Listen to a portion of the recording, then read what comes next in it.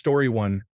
Did a blood test, found out I am pre-diabetic, and my cholesterol is through the roof, so I wanted to do something good for myself.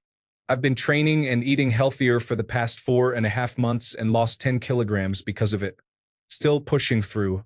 I eat almost one fast food meal a month when I feel like it, and that's it. Sometimes I even forget. Story 2. I started by telling myself I could only go if I was with someone else, and they were the ones that suggested it. After doing that for a bit, I increased the challenge. When I did go, I forced myself to only get something I thought I wouldn't like, so the association was no longer satisfying or pleasant. Obviously, we're human, and everyone likes fast food fries here and there, but the craving has gone down almost entirely. Story 3. People legitimately think this is nonsense. But if you can go a week without eating unhealthy food and drinking soda and drinks filled with sugar, it goes a long way. That said, that's how I did it. I realized how much better I felt, and it led me to make other decisions that were better for my overall health. Story 4. I no longer saw it as worth it when I could make a healthier, cheaper, and tastier meal at home in less time than it would take me to get fast food. Get good at cooking. It is so worth it, and it easily impresses others when you can make a delicious meal from scratch. Story 5. I stopped for a long time. Long means a few months. I still don't eat fast food a lot, but when I ate it, I always felt remorse when it was finished. I wished I had my money back. I started eating more and more at home, cooking for myself. Story 6. Make your food yourself. But I cook badly. So that's it. You give up your entire life of cooking because you cook badly? At what age? Are you 77? My goodness, child, the world is ahead of you. Go and buy cooking supplies. Change your cooking world for the better. No one ever hates a good cook. Good for dating as well. Story 7. It was too expensive and inconvenient. Plus, I already knew how to cook. It's actually quite scary how few people in my generation seem to have been taught how to cook. Story 8. I sort of just stopped when I got in my 30s. The burgers and fries started tasting like battery acid. When I found out that McDonald's fries don't go bad, I was like, yeah, I'm all set, and never looked back. I felt the same way about soda. I haven't had soda in 5 years. Never really looked back. Story 9. I still eat fast food, but I've moved to local businesses. Funny enough, I stopped going to chains after McDonald's did that stupid Trump thing. I haven't been to a national chain since then. Local fast food is more expensive, and that has helped me realize that I can save money as well. Story 10. By being poor, sometimes all you can afford is the food at Dollar General, like a bag of rice or some beans to add into it. So if you have money, then good for you. Story 11. Just stop going and mentally accept you are going, or using delivery services. For convenience and comfort, not need. But it is super expensive and, of course, unhealthy. However, it is more practical now, albeit expensive. Take baby steps into cooking for yourself. Go to Costco or Trader Joe's and focus on the pre-made meals. The convenience is still there. They are better for you and overall cheaper. Build up your cooking ability over time. Start watching shows and YouTubers and get interested in food. Millions are out there, but I prefer people who actually educate instead of just showing food off. Alton Brown, J. Kenji Lopez Alt, all the America's Test Kitchen people, some of the older Babish content, and things of that nature. The Instagrammers are cool and all, but it is hard to learn in a 30-second video. Story 12, just stop going. Seriously, it's that easy. If you need to eat, go to a grocery store and visit the deli. It's homemade and has no chemicals that make you more hungry in a few hours. I go in and get some meats and cheese for $7, and it's a nice lunch that doesn't weigh you down. Story 13. I decided one day that I should drink less soda. Fast food meals always come with soda, so I started by just drinking half and then pouring the rest out. Eventually, I started asking for fast food meals without any drink. Then one day I said, this feels dumb. I am just going to give up the food too. I feel healthier. I look better. I have not looked back. Story 14. I just remind myself how bad I feel after eating it, then embellish that memory with gory details like how Whoppers always make me throw up, that's actually true, or how the shakes give me diarrhea, also true, but you get the idea. It's negative reinforcement in a way.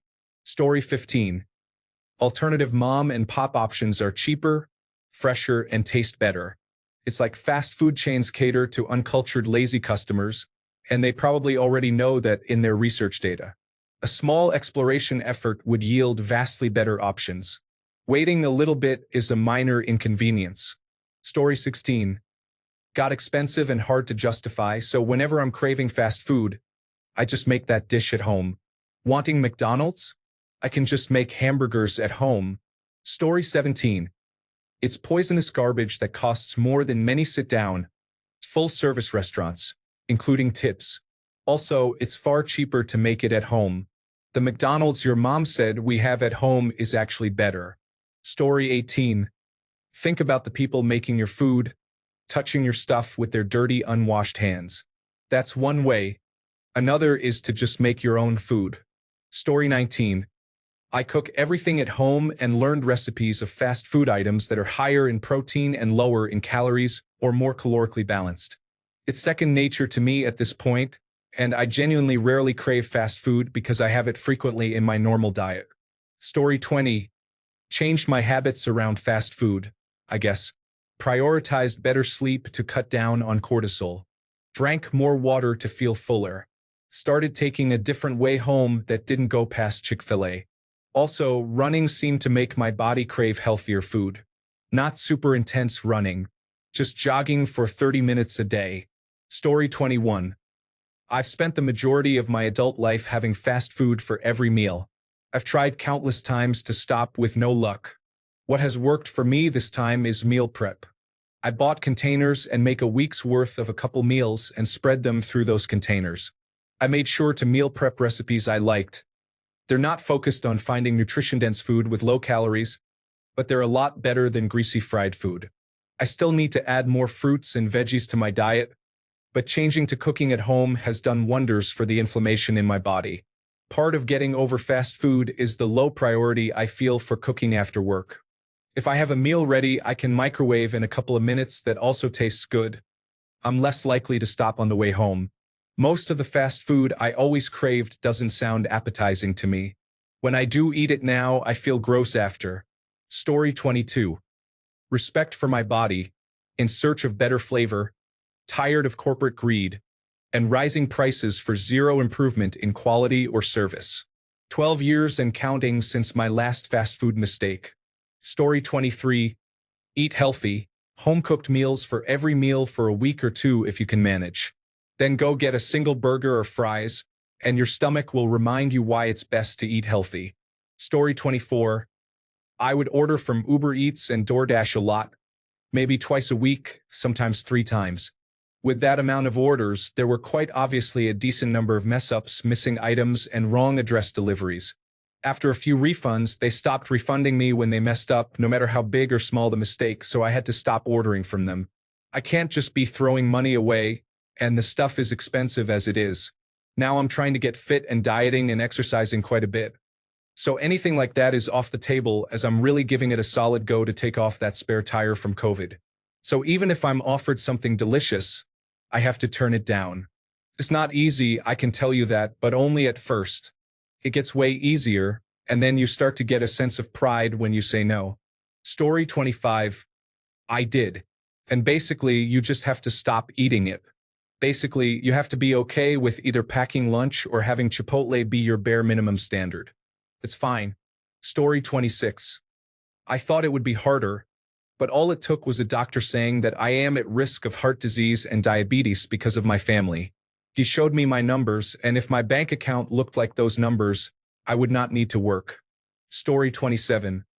It took me about a month to stop craving it, but for some reason, during months 9 and 10, the cravings came back. However, I made it through to a full year last month. I ended up just getting addicted to sushi and Subway salads. Story 28. I know you were talking about quitting eating fast food, but working at a fast food place helped me to never want to eat at another one ever again. It was like seeing how the hot dog was made. I never want to work at a pizza restaurant for this reason. I love the restaurant and I do not want it to be ruined for me. Story 29. I just decided my money was best spent on groceries and learning how to cook simple meals. Way more bang for your buck. Also, it's so bad for you. Delicious? Yes. But you feel like crap after. Story 30. As I got older, I developed a more sophisticated sense of taste. When you get used to real food, the thought of eating fast food regularly is just disgusting. Maybe once or twice a year I'll go to In-N-Out for a double-double, but even then, it's usually because someone is visiting from out of state. Story 31. Inflation. I'm not paying $15 for a foot-long Subway sub that cost me $5 before the pandemic.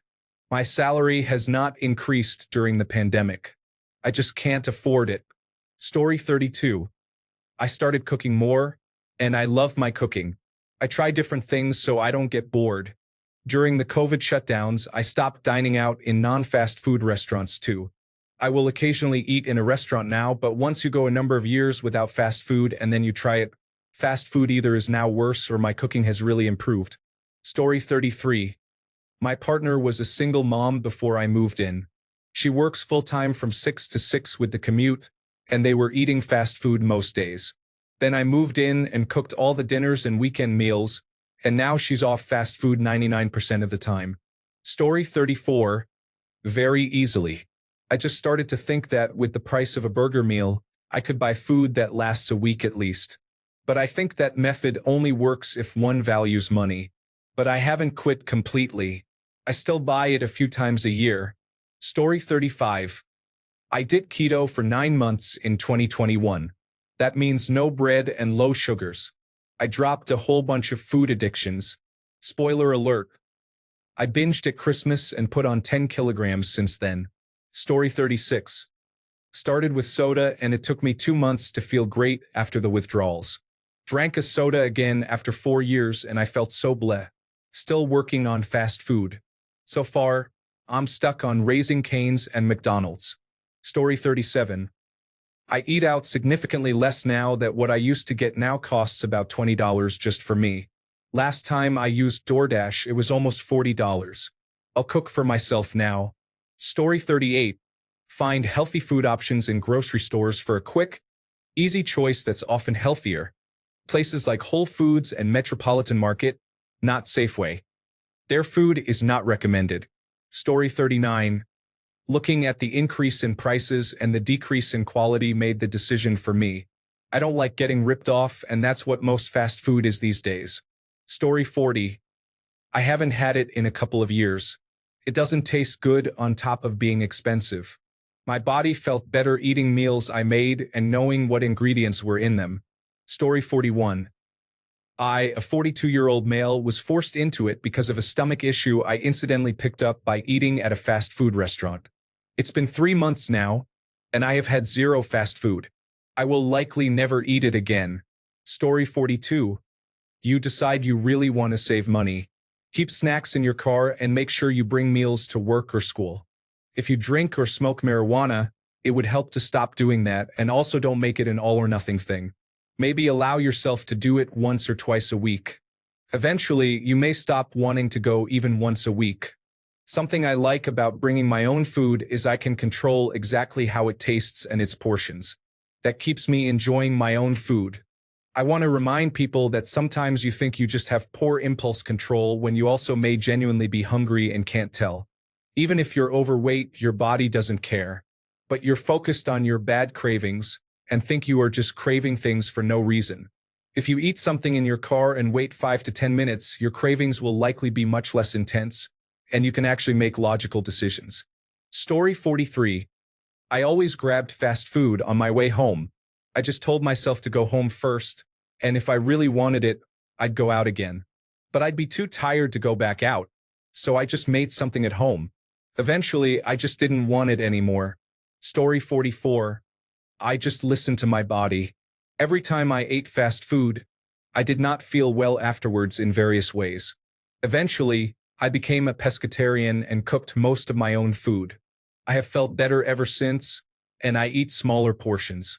The fillers in most processed foods mean you don't get the nutrients your body needs. Thus you eat more. Hope this helps. Story 45. I did, a decade ago. I was living in a very small town with 5,500 people and applied for a factory job. Now, a decade later, I'm leaving the automotive field and pursuing manufacturing again because it was better in every way. Honestly, I just searched for manufacturing jobs and machine operator jobs and kept applying until I got hired. I also called to follow up on my applications, but that was 10 years ago and a lot has changed.